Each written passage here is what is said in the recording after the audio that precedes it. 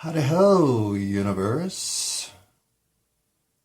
In a bit of a weird mood, am I? Yes, because I just finished recording something that went somewhere I didn't really mean to take it. It's okay where it went. And I'm not really here to apologize for it at all. Having not re-listened to it even a second, I have to guess that I'm full of shit right now. Because I feel like I might have said something of value. Now, all right, it's like 26 minutes of recording, of which there's going to be 16 minutes before, which I know I didn't say much of value, if anything at all. And so there's a lot of probably not already built into this reaction. But if I go listen to it right now and find out that I'm in fact a balloon deflating, not one inflating, well, then I'll have to tag on and, So what I'm going to do here is I'm going to trust my intuition. That maybe, without intending to, and with never circling back to the guardian angel, I think I say enough about the number 13 or something in this one. Oh, and it is the 13th of July. Except it's January, so that is like when I said it was the 12th of February yesterday, but it was January, except this time I said it was July. So I either jump 1 month forward on the calendar or I jump across the calendar 6 months to the... me and the calendar. You see why I think a 5-day week would be easier? Okay, maybe only for me, but it would be easier for me. The intuition to allow my super stoned, somewhat whimsical, and a little full of myself,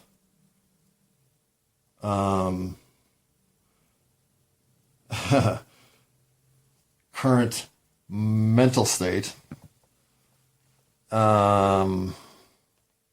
well, it's not often I leave something wondering, what did I just say? And I wonder if it feels as valuable hearing it the next time as it did saying it the first time. Most of these recordings, I am ready to post them online and not think about them again until tomorrow, when maybe I listen back to some of it so I can get a thread as to where I was, so I go somewhere with intent in case I was pointing a direction that showed intent.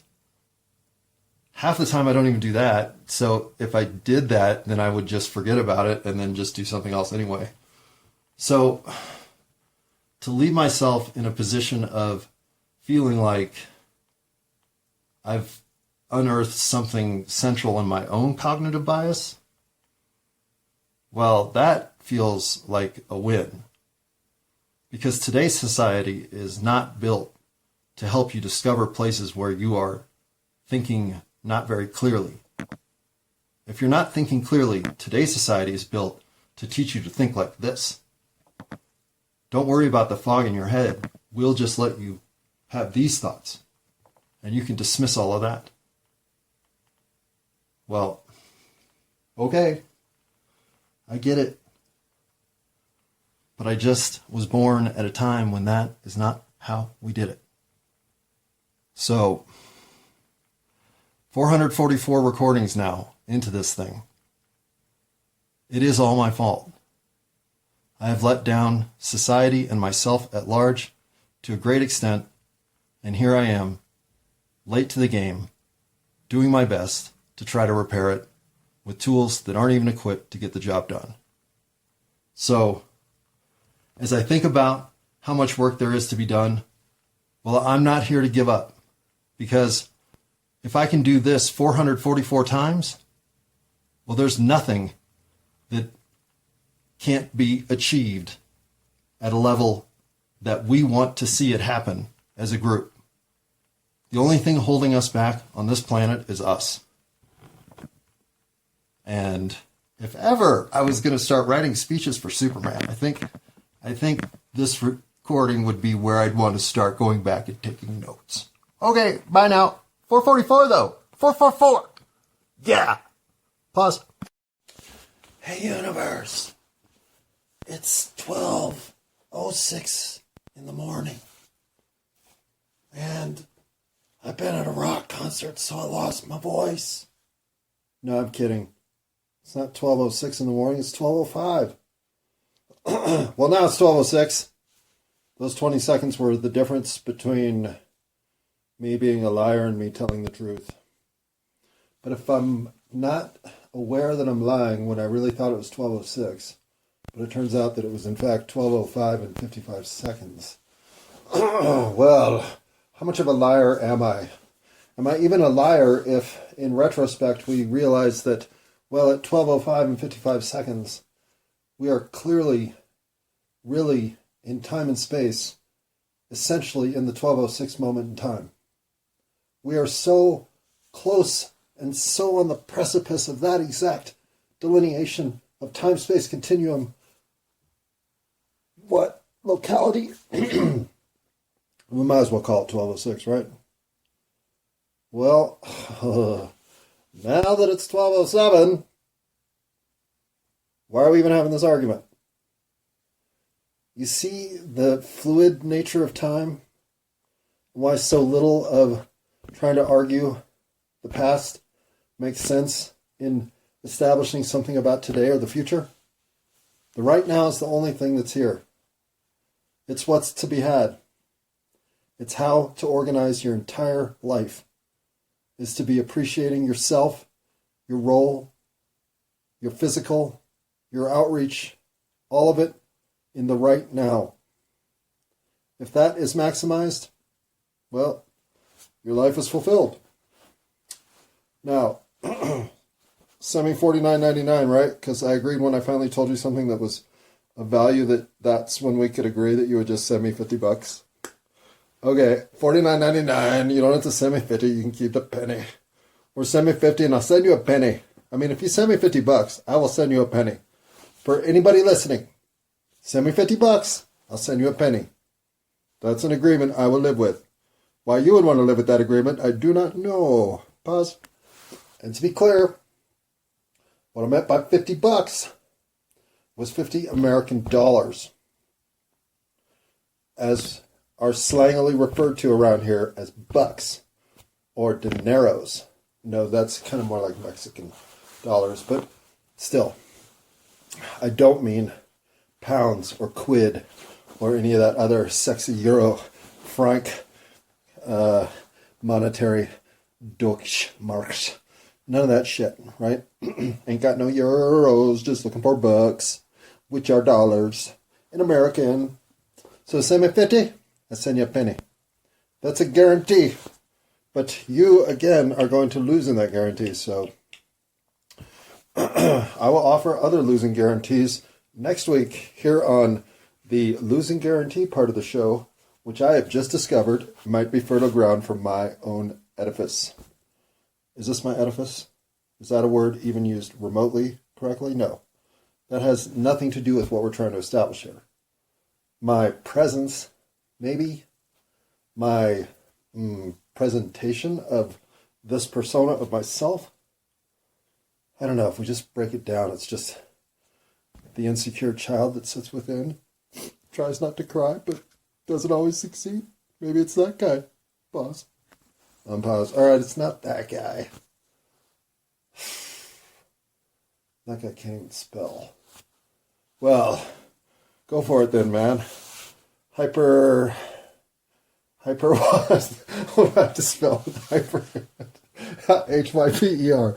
Boom! I'm not that dude. Oh, look, we're at 4:20. It's time to go have a dab. Boy, was there ever a time for a dab. Pause. Unpause. Boy, I do not know why I didn't think to clean out that glass tuber earlier. Not only is the resin in there some A+++ shit, but, oh, God, I'm getting high as fuck again. Which is nice. And, uh-oh, pause. All right, too much fucking around because I missed the 444 moment. This is episode 444. Do you know what that's like? I don't, because I've never done anything, I think, that got to 444 repetitions, other than the aforementioned shit that I've done 444 times or more, clearly. But this podcast, in terms of creative energy, is starting to get up there with some of the more committed projects of my life. Certainly it's more committed than any relationship I ever got into. It's not more committed than any friendship I ever got into, though it won't take long for it to surpass that. Double the output right now, well, not double, but triple, I would say would be a fair estimate. At some point, the cleansing of who I am here, well, part of the reason that I took this project on was if a lot of your life has been compiled in the personage that is compulsive liar. Well, if you find yourself all of a sudden swarmed in truth, your own truth, your resolute truth, your internal known, until now, never divulged truths of all, when those start swarming out of your mouth, well, it feels like an act. I mean, it still to this day feels like an act. But if this is the act, I don't know what the next phase would have to initiate to flip me into another mode of reality or activity or movement between those two concepts. I don't have another mode of engagement. This is the one I've got. It's the only one I've got. Before, I was always trying to fit into whatever vertical was currently trying to get me to ascend, whether it be social or relationship or professional or community or or legal or whatever. My rides up and down those various opportunities were always in reaction to information I was receiving therein, not anything to do with pursuing myself from within. And that was the huge mistake of my life, one that I didn't really understand until about 5 to 7 to 10 years ago. And wow, why am I so phlegmy? I'm going to go blow my nose. Pause. Why am I so phlegmy? It certainly can't be all them dabs. No, it could be something else. Pause. Oh, sure, yeah. I go talking about caring about the listener experience. And then I'm dabbing her up behind the back. Like, this behavior is going to help, right? I mean, sure, maybe I blew my nose for you so that I wouldn't be snotting in real time, but as I'm about to add more irritant to the entire nasal throat ear scenario thing that is connected, I think, if there's one doctor who does all that stuff at once. But even if not, it seems like snot rolls up and down those channels. So is this appropriate?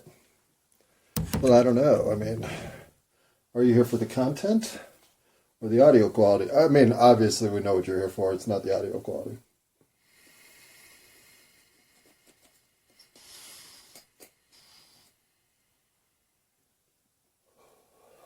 Woo, it might be that Miami sunset. That shit is good. All right. Now, do we remember what I was talking about? Anybody? Anybody have that thread? Okay. Should we pull a different one? Well, this is episode 444. And so what I wanted to do was take that triple up, those 3 4s, and obviously, optimistically, magically turn them into 4. And in our quadrant of equal 4s, I thought we would use this opportunity to drill down the concept of confirmation bias. One of my favorite ways to look at myself and the ways that I talk myself into a world that is favoring the outcomes I want it to favor, instead of maybe standing outside my world, looking objectively at the landscape of what's going down in the world, and then hopefully being able to assess in that landscape variability without my direct interest necessarily procured something of a objective reality. Or if quadrant 3 says, wait a second, bro, not even doable. No matter what you do, you are tainted by the reality that you have come to accept. And therefore, if you can't understand that that is how you will go into the world viewing it because you think that's the view in which the world should be seen, well, then you're not capable of ingesting your own bias as it sits forever to be yours to manage. Which leads you to D, the quadrant that says, okay, I'm a biased agent of directed worldview based on rejecting other discordant worldviews that I then do not, by nature, see responsive content in their point of view, direction, tack, whatever you want to say about the variance therein. So it is on me to pursue other points of view to ensure that I'm not just re-verifying what I already want to be true as if it's destiny to then become true, and anything that disrupts that truth is now that of a lesser or misplaced reaction to a problem that, if harmoniously left to devices more noble than the ones that interjected, would be benefiting us in this way, and me specifically in this way. Okay. Clear as mud. Pause. Universe. What up? Well, it's I got some sleep. It's now 8:30. It's still the 13th of January. So before we get to all that confirmation bias stuff, though, which we're getting to, I promise, that's what we're getting to. I wanted to cover the 13 days of January till 13 days more of January would be the 26th of January, and that'll be the day on which the guardian angel turns 59. And again, we're not here to talk about unlucky 13s. This would seem like a really unlucky day between the beginning of the year and your birthday if you were born on the 26th. It would seem like this is the kind of day you might stay shut in, right? Watch a bunch of football. Yeah, except football sucks, and staying shut in, well, it's supposed to get to a high of 4 degrees out there today. So I think everybody's staying shut in. Today's a fucking awful day. Tomorrow's just as bad. Why am I burping? Good question. Better question than how unlucky is the 13th day of the month when it's 13 days between now and your birthday? Probably a pretty unlucky day. I mean, if you believe in all that 13 shit. Which I don't, but some people do. And since, unfortunately, the guardian angel will come up again in this recording, well, I thought just realizing that, hey, 58 is a number. 59 is a much, much, much cooler number. And both of them are just numbers. You're as young and as healthy as you want to be. This reality should have taught you that by now. I mean, fuck, you're going to be 59 soon, right? Pause. Unpause. Not that anybody's listening to this. That wasn't a conversation with anybody other than the universe at large, and perhaps myself when I'm 13 away from turning 59. Which, well, because I'm still fairly 54-ish, look for that in 4.5 years. Pause. Okay, not 4.5 years, 4 years, 5 months, and 2 days. If we're being accurate. Unpause. But you know what I do think our go forward routine has to incorporate? Meaning the one of greater humanity. I'm onto another subject matter here. Government by lottery. The more I think about government by lottery, the more I think that is the answer to our questions. Pause. Hey, look, I can't hit my pause button when I have my finger covered with my shirt. Like a 4-year-old likes to do. Stretch my shirt out, cover all my fingers so that I can get my fingers messy and my shirt. Pause. Wow. Whoa. Unpause. Pause. Pause. Let me try to clarify that quadrant 4. Okay, let me try to clarify quadrant 4 by clarifying quadrants 1, 2, 3, and then why quadrant 4 matters, and why quadrant 4 is where we are all ensnared. In quadrant 1 is a question. What is the weight of Jupiter? In quadrant 2 is, well, no, that's a stupid question because it's not subjective. Actually, that's an answer. So let's go with, in quadrant 1 is, what is the minimum amount of daily exercise an healthy adult male aged 21 to 71 should be getting? That's probably a subjective answer. And let's say that you are the type of person who likes to get up early, feed the squirrels, commune with the trees on your way into the library where you are dropping off those free DVD movies you just finished, and doing so all before the coffee shop opens at 6 a.m. where you won't be first in line today because it looks like somebody walking their dogs just in front of you going to stop first, but you'll be second in line.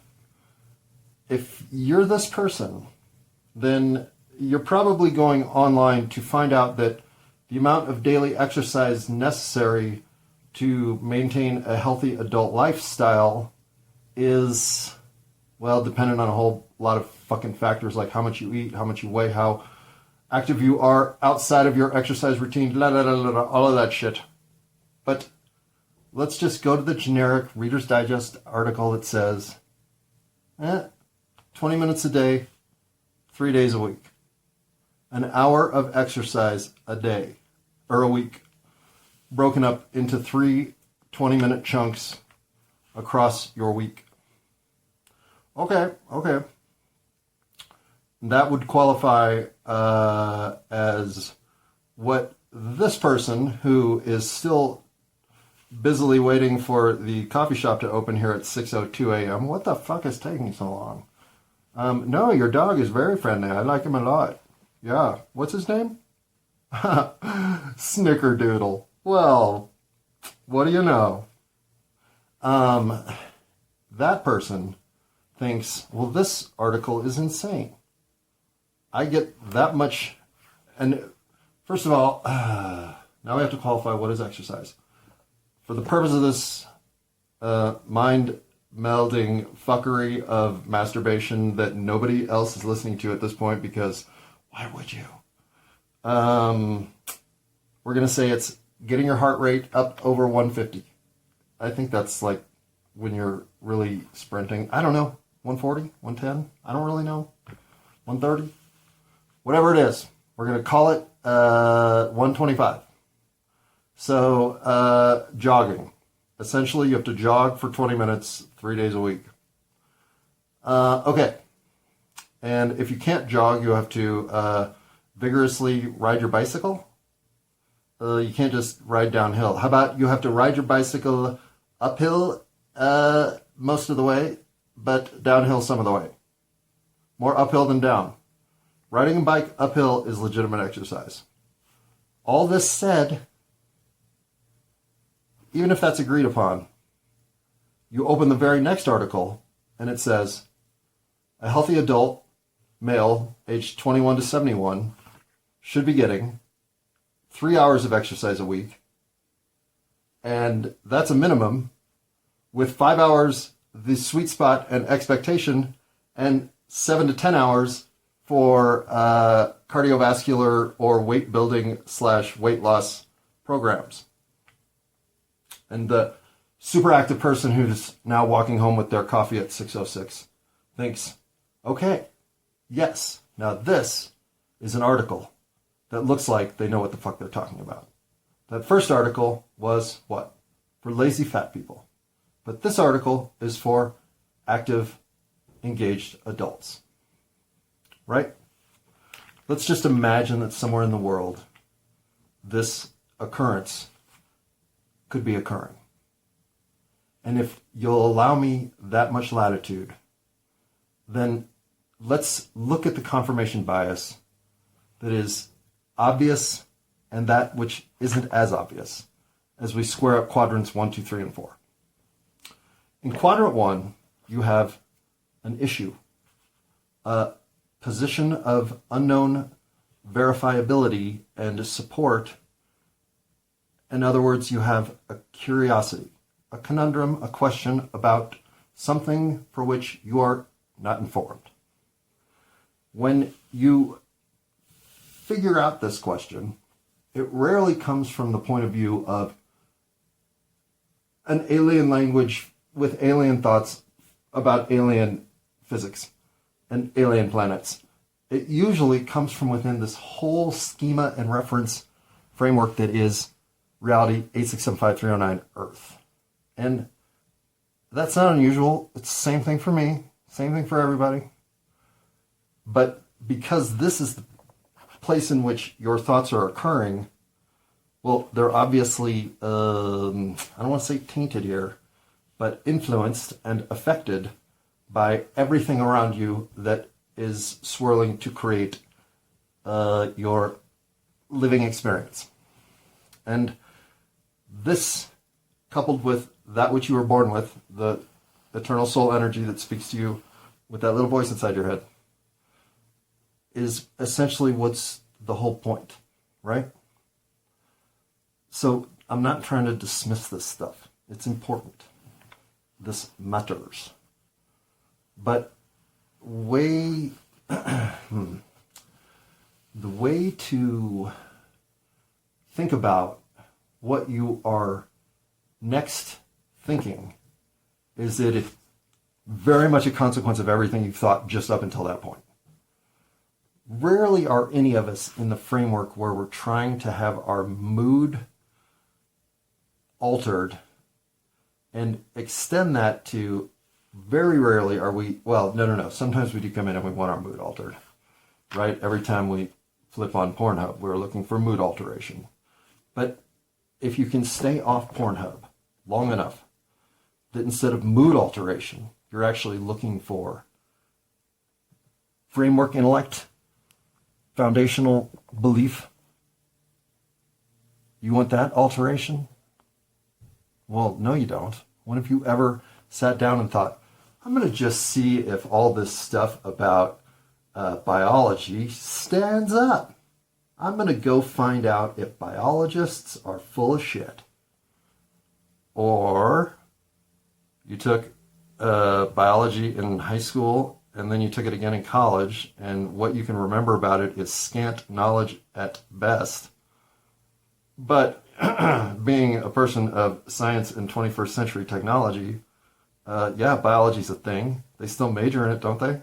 And go do biology shit. So, of course it's a thing. So, you don't really need to be coaxed into believing anything in the schema that is biological science, because you're already bought in. Whereas if we substitute that high school class you took about myths and legends, and then that college course you took on established 20th century conspiracy theories, and we say, well, you bought into all that, so when we bring up that the moon is made of recycled Hershey's Kisses, you say, whoa, bro. No, it's not. No. The moon is, in fact, an orbiting satellite of the Anunnaki who are watching us 24/7 and just mind fucking us all night long so that we just get them gold in the mornings. Duh. Okay, so you took that class in high school and college and got all fucked up over it. But even if you stayed sane and remain in this reality, trying to do the best you can with the facts that actually are here to be had, well, you come at everything with where you've come from. What you've agreed in your own head could be true, could be not true, is still up for discussion. And everything that you think, well, that fucking shit is done. I'm in no way going to need to be reinforcing that when you stand on a floor, the floor supports you unless it's a shitty floor and then you fall through it. Because all of that is just everything I've ever experienced. So you want to come at me and talk at me about fucking living in a hologram? Well, just call me that dude in The Matrix who then was also in The Sopranos, who I can't remember his name, but he sits down there and eats a steak.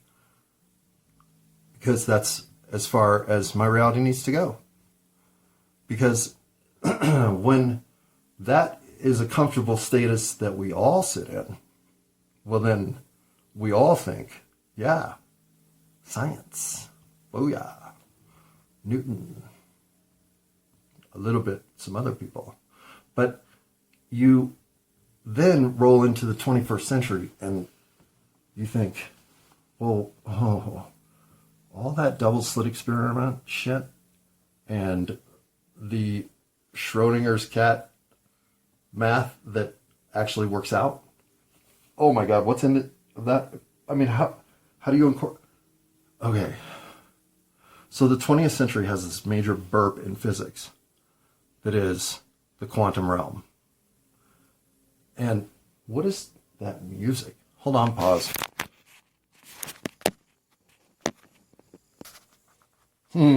Music. Well, or commercials for an NFL game? Okay, whatever. Well, somehow I was doing the quadrants and I got all the way on to quantum mechanics and the realm of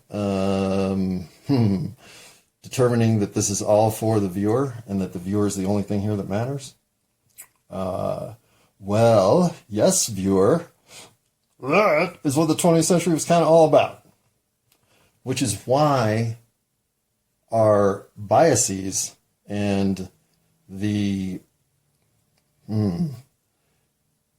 susceptibility we all have to find a comfort spot, because hunkering down right now is everyone's second, if not first play. Nobody's looking to expand their mental framework into the wonder of a universe filled with possibility, when the very stark reality of what's right outside the door is everybody saying, I don't know what you're up to. I don't even care what you're up to. I just want to be able to do what I got to do to take care of mine. And I'm not going to bother you while you take care of yours. Keep that situation intact and we good. Yeah, that's a tough way to live.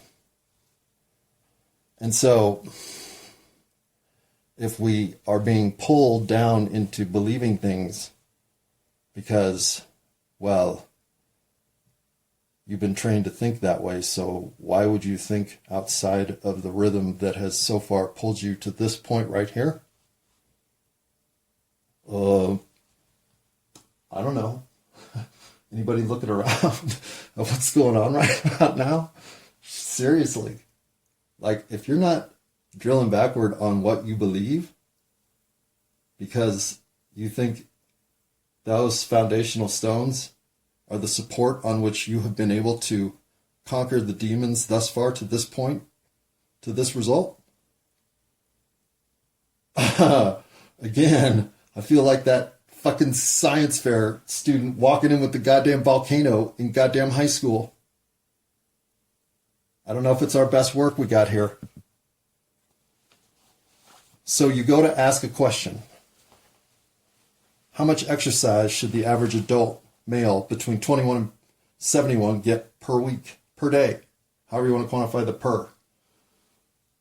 And then you start reading articles about age variance, nutrition variance, body type variance, goals variance. And you come to see that, wow, what I thought would be a rather simple thing to get an answer on proves to me that this body of knowledge that is there to be seen should, by each individual, be grabbed as appropriate for your specific circumstance. And that's the answer. And what was great about these kinds of questions is you used to be able to go to forum boards, and no, Quora doesn't count, nor does Reddit anymore. But you used to be able to go to these forum boards where people were just eager to share what they knew. And yeah, you had certain dicks that would sometimes try to master their own universal domain, but they were taken down rather quickly, and the conversation never, ever got sidetracked for long. Proper moderation in a forum built for innovation and cooperative learning isn't much. They moderate themselves quite effectively. Or at least they did until they started inserting board operatives to create dissent among communities as simple and reasonable as book clubs. And we're forever more fractured for it. But that has not much to do with confirmation bias. Except those forums were a place where your confirmation bias rarely held much water. Constantly you were challenged as to what you were currently considering foundational knowledge upon which there can be no shake. Because innovation, others' techniques, ancient knowledge uncovered from a previous civilization that nobody even heard about, who knows what could emerge in these places where eager learners went to express what they knew. But now, we just huddle up. We do it in every way the human experience offers. And when you get this question of how much exercise is right, as soon as you're in quadrant 2, deciding, maybe my opinion of what a fit lifestyle is sits somewhere in the 93rd percentile. Maybe when I think about this question on the larger scale, from my grandma to my geranium to my giraffe to my Jersey boys, well, maybe in all of that consideration outside myself, I could come to a larger truth than just the one that is appropriate for me. So on to 15 other articles you go. And from all of this, you either run into the same article, repurposed and redistributed under various monikers, or enough dissension that knowing anything about what might be right here is almost impossible. And both of those situations are intentional and designed to get you to revert back to, well, then what I believe is what I got. It's where I'm staying. And that comfort zone, one more little piece of cocoon to make sure you keep out the ideas that might be different. And again, the tendency now to huddle up even with information and protect it like it's some sort of resource that can be only treasured by those who think like I do. Well, how far away from some of those 1930s European countries are we getting? Or should I ask how close? Pause. So you get to cycle 3, right? And quadrant 3, sorry. Where now that you've seen others' opinions, you've done all of the research, you've gone around the fucking globe and found out everything you can about exercise through the history of humanity, to the point that you've even had to challenge the whole historical lineage of humanity because of some exercise shit you found from 200,000 years ago. And having done all this work, you still don't have an answer. And yet you decide that as the most authoritative, historically, Google drilled down, YouTube video watched exercise enthusiast of all time mankind, humanity ever produced, that you write the authoritative encyclopedia on exercise, written by a man for mankind. Because I think the women have a book called Our Bodies Ourselves, so they probably don't want to read our book. But if we're going to do this, this man, who I can only imagine, probably exists already, but his whole pursuit will still be from his point of view. Regardless of how much you go out and learn something, you process that information as yourself. Now, there's no shame or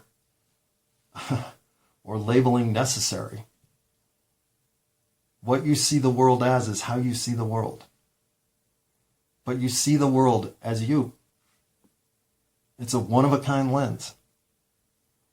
But it's a lens.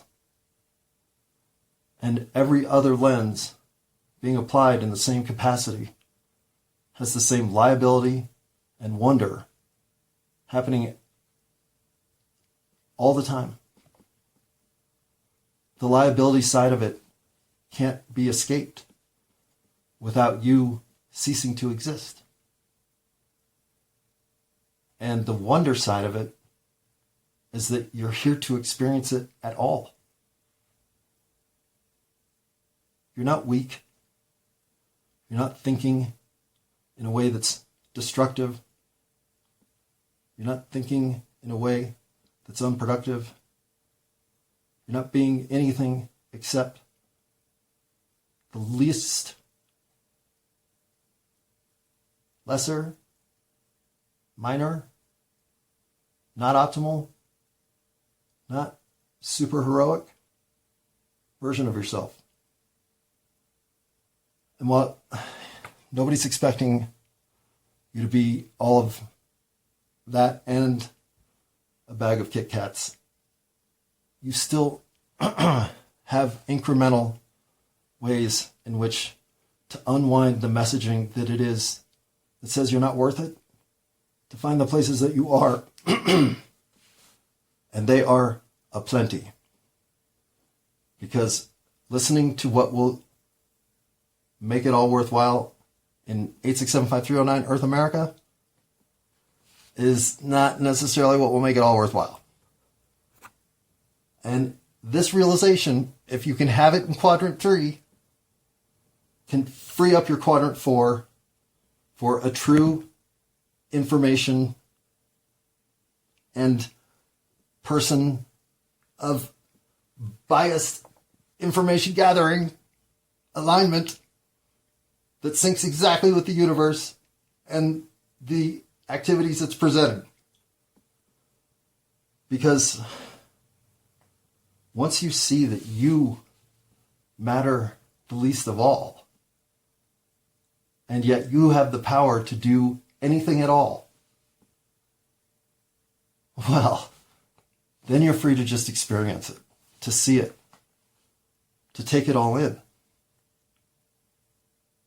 And to let everything around you that is too troubled to understand that the trouble isn't even worth the time, well, it will eventually ease from the presence of somebody willing to just participate for the sake of participation. And so if you're going to look for something to confirm a point of view that you already have, well, think about the time that all of that would waste if in 15 years, 15 months, 15 days, that point of view was completely upended. Enjoying the moment right now is the only way to have no confirmation bias in play. Because you're not thinking about what happened, what could happen, or what should happen, or what will happen, or what might happen, or what will never happen. No, you're thinking about what's happening. All other thought is loaded with bias. And most of it is yours.